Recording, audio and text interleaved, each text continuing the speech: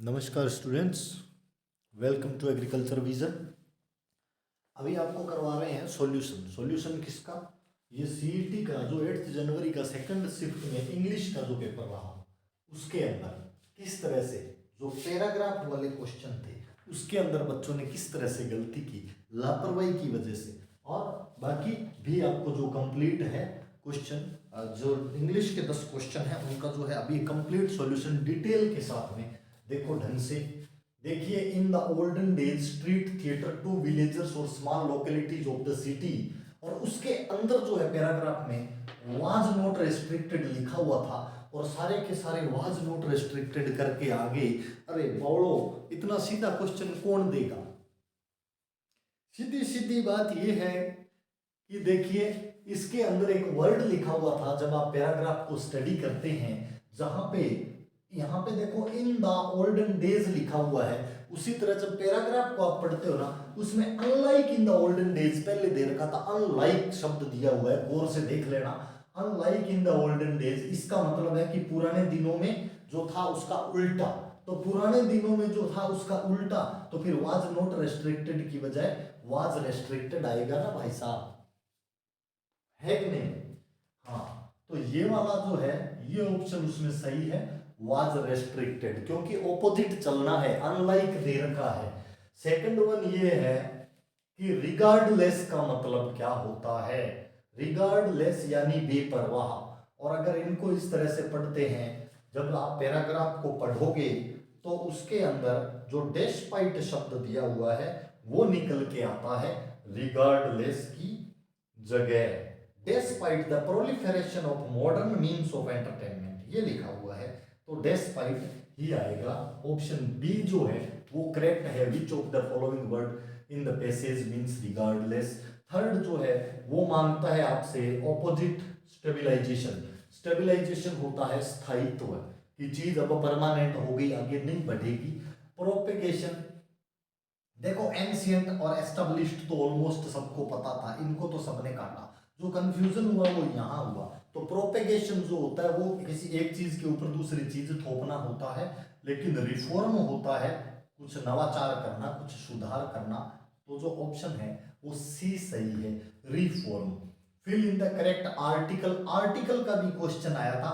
Sugar is good for health, sugar is good for health, जो भी दाल लगा के आया रोलियो थारे करवाने, चीनी और खंड गुड़, इसके बारे में कभी आर्टिकल नहीं आता है। तो ऑप्शन जो करेक्ट होगा वो होगा no article.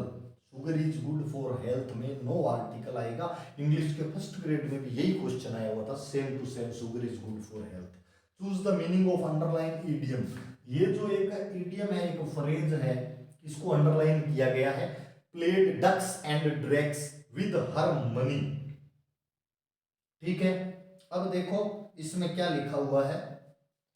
She played ducks and drakes, ये एक मुहावरा है कि बतख और उसके बच्चे खिलाना, यानी पैसों से खेलना, बतख और बच्चों की तरह। इसका मतलब क्या होता है? जब कोई पैसे से खेलेगा तो क्या करेगा? डिड नॉट स्पेंड, स्पेंड, इसका ये नॉर्मल सा था। बोरो का मतलब जो जानता है उधार, वो तो इनको काट दिया। प्रॉब्लम क्या? लेंट, लेंट का मतलब होता है किसी से लेना। स्पेंट शब्द जो है ना, खर्चा करना, वो एक में ही आया हुआ है, और यही ऑप्शन करेक्ट है, स्पेंट लेविशली। तो ये थे 5 क्वेश्चन, जिनके अंदर 3 तो पैराग्राफ वाले थे। पैराग्राफ वालों में यहाँ पे ऑलमोस्ट यहाँ पे गए हैं, क्योंकि पैराग्राफ में ऐसा ही लिखा हुआ है। पैराग्राफ जो कहता है उसमें यह लिखा हुआ है, unlike in the olden days no longer restricted to villages, no longer restricted to villages लिखा हुआ है। तो वो अनलाइक शब्द को जिसने गौर नहीं किया अनलाइक वर्ड के ऊपर, वो यहाँ पे गलती खा गया। यहाँ पे वाज रेस्ट्रिक्टेड आएगा, यहाँ पे डेस्पाइट आएगा, इसके अंदर जो है रिफॉर्म आएगा, और इसके अंदर नो आर्टिकल करेक्ट है। और अगला जो है उसका मीनिंग होता है स्पेंट लेविशली, यानी बुरी तरह से दिल खोल के खर्च करना, बेपरवाह होके खर्च करना। इसके बाद में जो अगले क्वेश्चन है वो कराता हूं आपको। 10 क्वेश्चन आए थे इंग्लिश के, 5 तो हो गए। Question number 146, give one word substitute for free from disturbance. Free from disturbance, disturbance से मुक्त। कौन? चाउटिक, वायलेंट, एजिटेटेड, किशोर को नहीं है। ट्रैंक्विल, ये होता है अचेत हो जाए जो आदमी, ट्रैंक्विलाइज्ड हो जाए आसपास की हरकतों का जिसको ध्यान ना रहे। ठीक है। इसके बाद में जॉन सेड,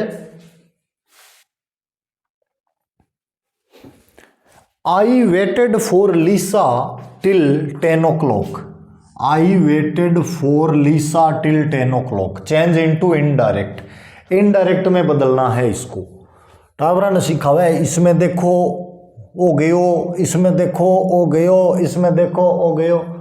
क्यों आगे तूड़ी करो टावरा की, इनको बता दो ना बनाना कैसे है।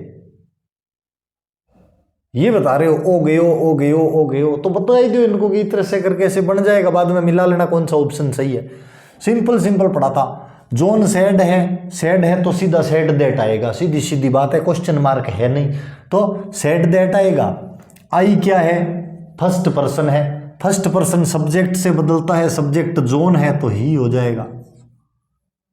वेटेड क्या है? सेकंड फॉर्म है तो हेड प्लस थर्ड फॉर्म हो जाएगा। यही तो करना है, हेड प्लस थर्ड फॉर्म हो जाएगा फॉर लिसा टिल 10 o'clock। तो क्या हुआ? जॉन सैड और जुड़ेगा दैट से, ये इतना सा तो करना था, दैट से जुड़ जाएगा, आई का ही हो जाएगा, और वेटेड सेकंड फॉर्म है तो हेड और थर्ड फॉर्म आएगी। अब ये चीज ही तो देखनी है ना, बना क्या? John said that he had waited for Lisa, John said that he had waited for Lisa. ये लो, John said that he had waited for Lisa till 10 o'clock, ये वाला ऑप्शन सही है। तो बेटे का बापू ने बनाना सिखा दिया टावरा ने, क्यों आगे तूड़ी करो, इसको काट देंगे, इसको काट देंगे, काटे होंगे उसी तो जो ये काटने वाले के चक्कर में कई यहाँ पे गच्चा खा गए, इसी न कर रहा है घना ही टाबर मिलिया काल का इन कर दियो है।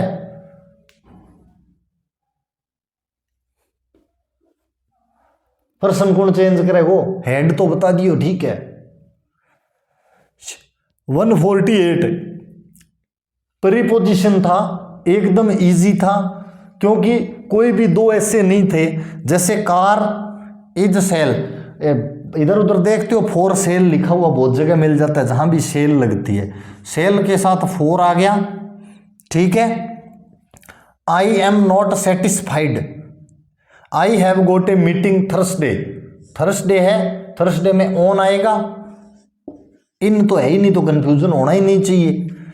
सी is grateful her friend, grateful to you, application में लिखते हो ना ग्रेटफुल टू यू, तो जब तीन हो गए फिर चौथा क्या है? विद। बाकी सबसे बेटर तो ये है ना, इनके यूज सीख लो यार, रॉकेट साइंस थोड़ी है, छोटी छोटी चीज है, इसको गलत करके आते हो, हद हो रखी है। The child for the last 1 hour, 4 है और टाइम भी है, हैज बीन स्लीपिंग आ जाएगा। The interviewer asked me my name, अब इसको बनाना ही सिखा दो ना, ये ऑप्शन गयो बेटा, एक ओ गयो तो 3 गया, इन एक वो बना लिया तो ठीक हो, नहीं टाइम भी बचेगा। I was asked my name by interviewer, my name was asked by interviewer to me। दो ही तो बने हैं, फिर क्या दिक्कत होगी? दो बने तो दोनों बना लो, दोनों में से जो ऑप्शन में है वो ठीक है, जो नहीं है उसको छोड़ दो, बस कहानी खत्म। ये लो जी, इसको काट दो और इसको काट दो, रुंदा उंदा आइडिया लगाओ, हो गया ये इंग्लिश सेक्शन आपका कंप्लीट। मेरे को तो यही आता है, हिस्ट्री एंड कल्चर वाला भी करवा दूंगा, पर अभी तो है, इजी था, करवाने लायक है नहीं उसमें कुछ, सीधे सीधे क्वेश्चन उठा के डाल रखे थे, ठीक है ना। खैर ये तो था आपका इंग्लिश सेक्शन।